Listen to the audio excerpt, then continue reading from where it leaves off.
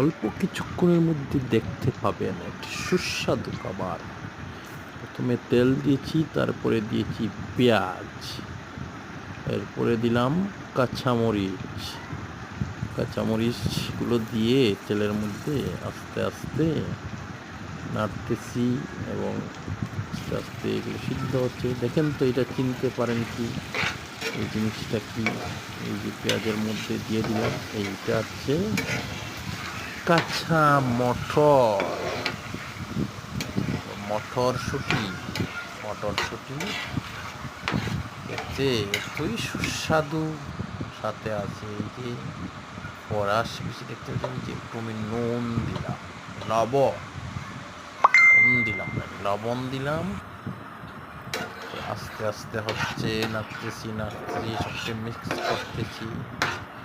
কে কে এরকম রান্না করেন বা আমাদের মধ্যে? আপনি কি এইভাবে রান্না করেন?